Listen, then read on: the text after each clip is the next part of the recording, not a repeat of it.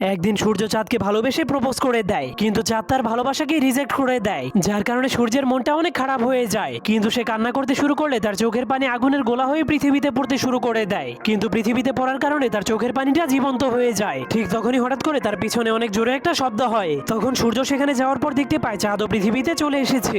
যা দেখার পর সূর্য তাকে সাহায্য করার জন্য হাত বাড়িয়ে দেয়, কিন্তু চাঁদ তার হাতটাকে ছুঁলেই তার হাতটা পুড়ে যায়। কিন্তু তখনই হঠাৎ করে সেখানে বৃষ্টি শুরু হয়ে যায়, যার কারণে সূর্য বৃষ্টির হাত থেকে বাঁচার জন্য পালাতে শুরু করে দেয়। যা দেখার পর চাঁদ তাকে পাতা দিয়ে ঢেকে তার জীবন বাঁচায়। আর শীতকাল আসলে চাঁদ এবং সূর্য গাছের ছাল দিয়ে স্কেটিং বানিয়ে অনেক মজা করে খেলাধুলা করত। কিন্তু একদিন যখন তারা খেলতে খেলতে একটা পাহাড়ের উপরে চলে যায়, তখন সূর্য তার শক্তির সাহায্যে পাহাড়ের মাঝখানে একটা গাছের ব্রিজ বানিয়ে দেয়। কিন্তু যখন তারা দুইজন সেই ব্রিজটাকে পার করছিল, তখনই হঠাৎ করে সূর্য অজ্ঞান হয়ে নিচে পড়ে যায়, যার কারণে পুরো আকাশটা অন্ধকার হতে শুরু করে দেয়। এটা দেখার পর চাঁদ জলদি করে সূর্যকে সাহায্য করার জন্য দৌড়াতে শুরু করে দেয়। এরপর তাকে জড়িয়ে ধরার কারণে সূর্যের হারিয়ে যাওয়া শক্তি আবারও ফিরে আসে,